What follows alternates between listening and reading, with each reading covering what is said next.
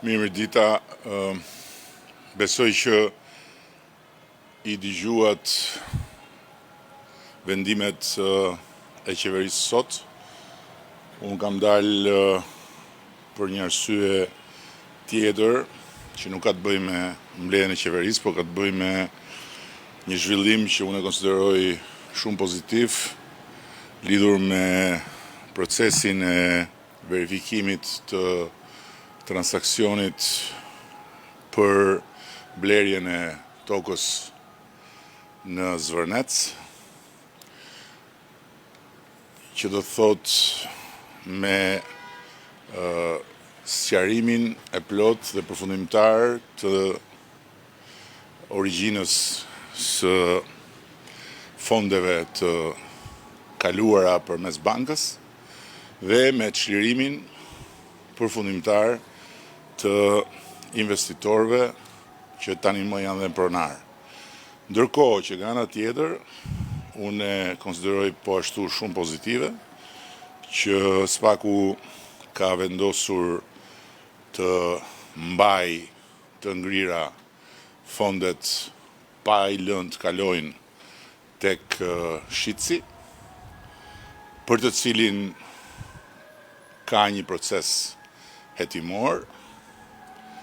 Kjo në këndvështrimin tim është shumë pozitive edhe për çdo që pretendon pronë në atë territor, sepse tani më çështja e origjinës pronës është një çështje që do të mbulohet nga një hetim tërësisht I pavarur dhe profesional përmes SPAK-ut, dhe në të dyja rastet, rezultati do të jetë një rezultat I padiskutueshëm nga pikpamja ligjore, ndërsa nga pikpamja e pretendimeve do t'i jap fund çdo spekulimi, çdo manipulimi, çdo pretendimi që nuk është I bazuar në ligj.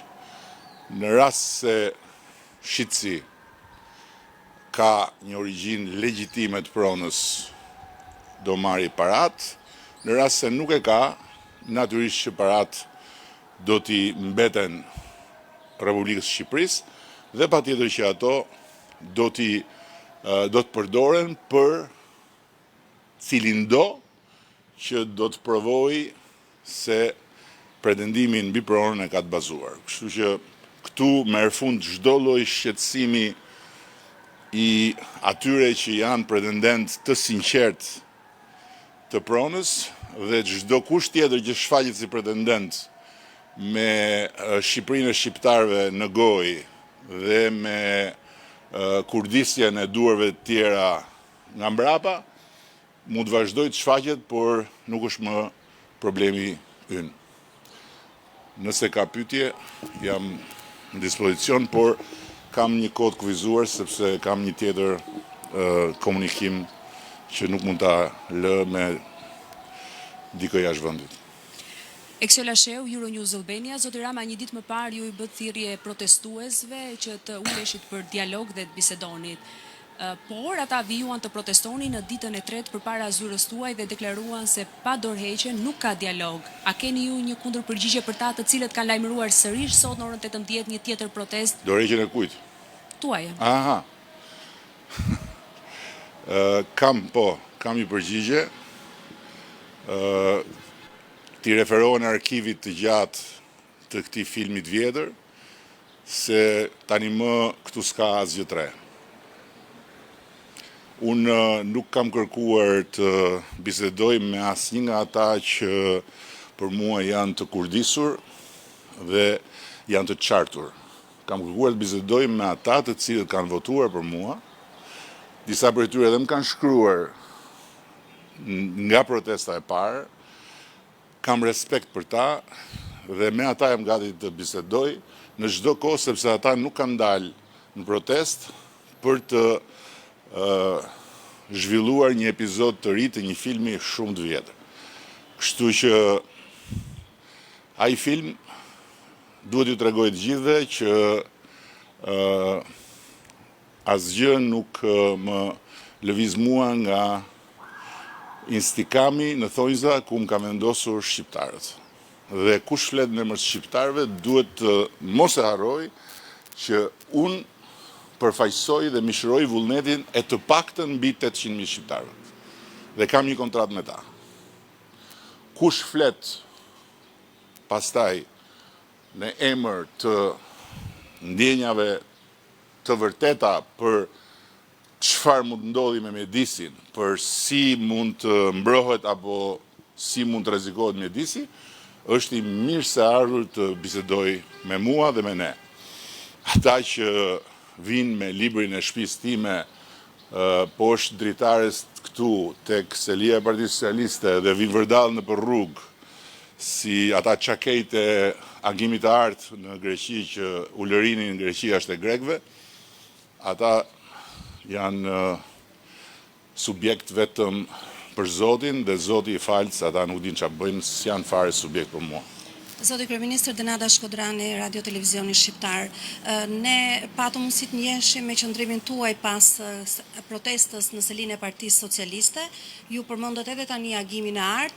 Sa të angazhuara kanë qenë institucionet ligjzbetuese shqiptare për të provuar nëse ka patur ndërhyrje nga shtetet huaja apo vende jo dashamirëse me Shqipërinë. Kush nuk ka kuptuar akoma këtë, nuk ka për ta kuptuar as me fjalën e agjencive ligjzbatuese, por ju e dini të paktën dihet botërisht sepse për këtë jemi të respektuar edhe brenda NATO-s, kemi një nga mbrojtjet më të forta kundër terrorit kibernetik, dhe që do thot kemi një pasqyrë shumë të plot se nga vinë e ku shkojnë, por natyrisht ky nuk është një territor i terrorit kibernetik, ky është një territor i luftës hibride që zhvillohet,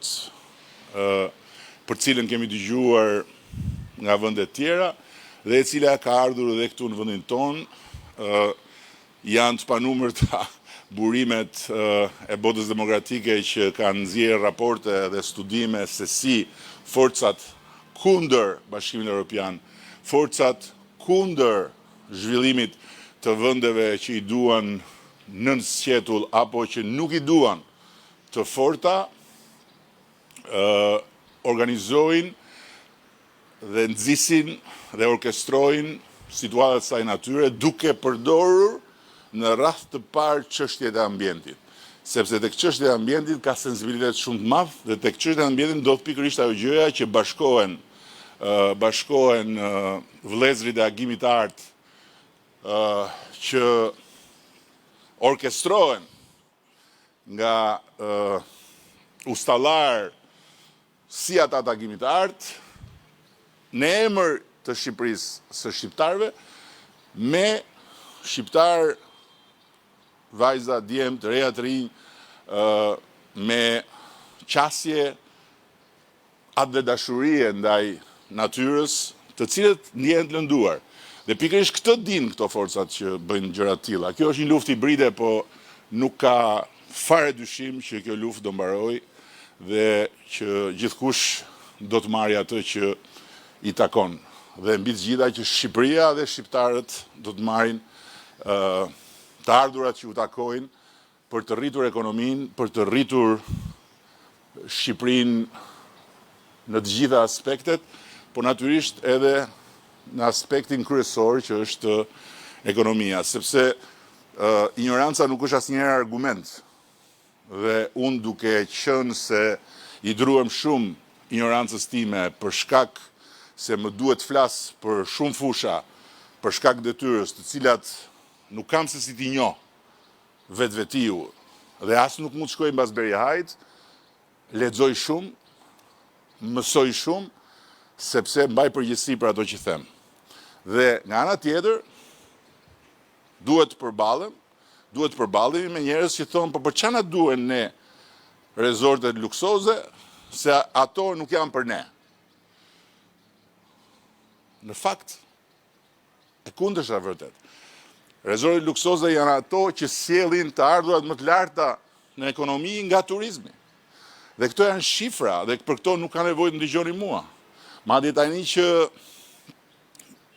të rinjt kanë edhe ChatGPT-n apo të tjera platforma të inteligjencës artificiale, mund t'i pyesin. Dhe t'i thonë, unë jam një shqiptar që nuk kam të ardhura nga familja ime, dhe familja ime nuk i ka të ardhura për shkuar në një resort luksos, pse duhet unë t'a pranoj ndërtimin e resortit luksos?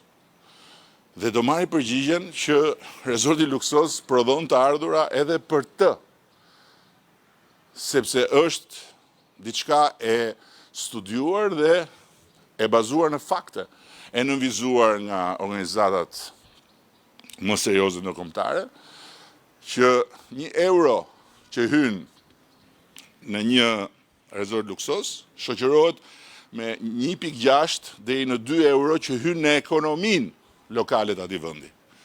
Se resorti luksos nuk ndërtohet në hënë, ndërtohet në një realitet rreth cilit ka njerëz.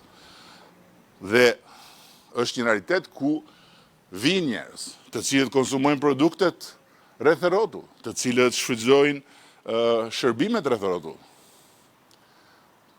Dhe të cilët kontribuojnë në ekonominë e vendit, sepse rritja e të gjithë zinxhirit ekonomik sjell dhe rritjen e të ardhurave për shtetin.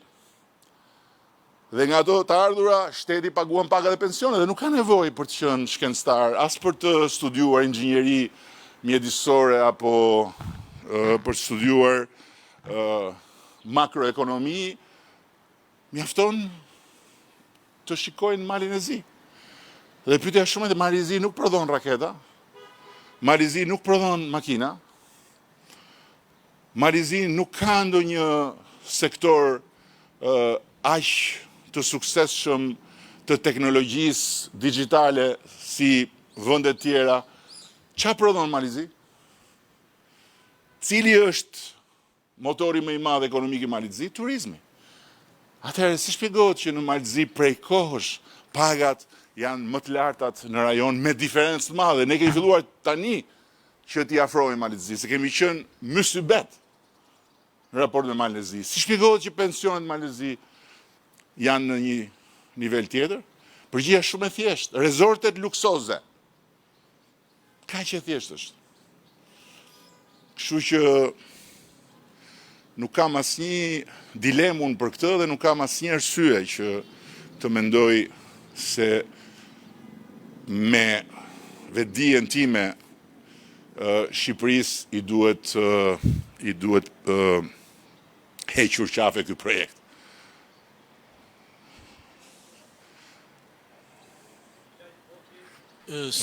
Syri Televizion. Kisha dy pyetje zoti kryeministër. E para, ju thatë që jeni kryeministër i votuar nga shqiptarët, patjetër, po besoj edhe qytetarët që protestojnë në bulevardin pas krave tonë, dhe ato janë qytetarë shqiptarë. Si kryeministër besoj që një pjesë e të mirë qytetarëve keni detyrimin t'i thoni se kush po i shtyn këto qytetarë që të protestojnë, me që ju thoni që ka forca terta apo persona të tjerë mbrapa që i shtyn. Dhe pyetja e dytë, përveç kërkesës për dorëheqje dhe thirrjes për dorëheqje, ka nga protestuesit është artikuluar dhe fjala burg.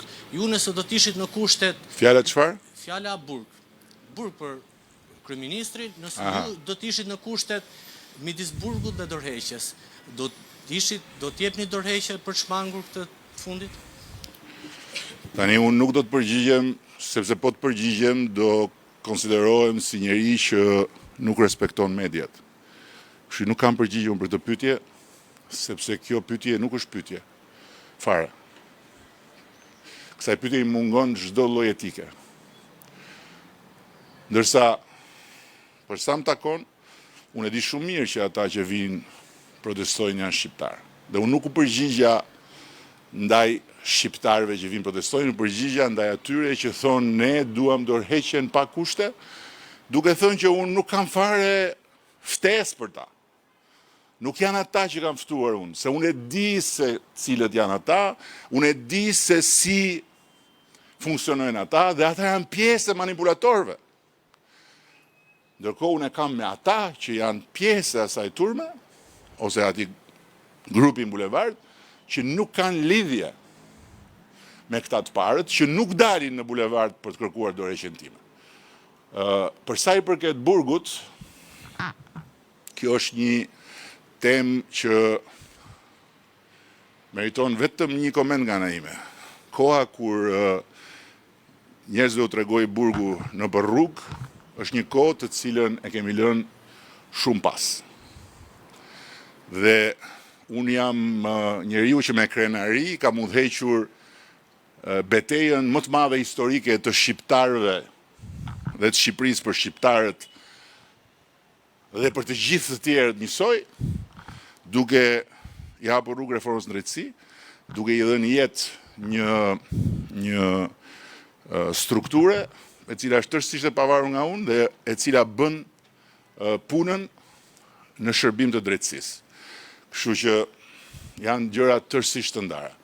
Dhe kjo është prap pjesë e spekulimeve dhe e manipulimeve, por unë kam parë shumë nga këto, edhe këto s'më bëjnë përshtypje fare. Janë film shumë i vjetër që ka gjithmonë një njërin fund.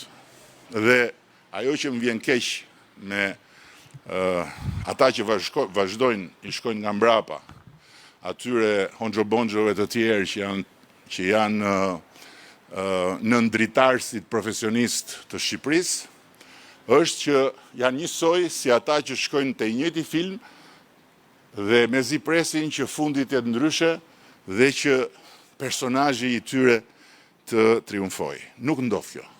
Është një film me fund që e kanë parë gjithë. Pyetje tjetër ka? Sa minuta? E mirë, ju përgjigja më të rëndësishmëve, kështu që faleminderit dhe shumë fala.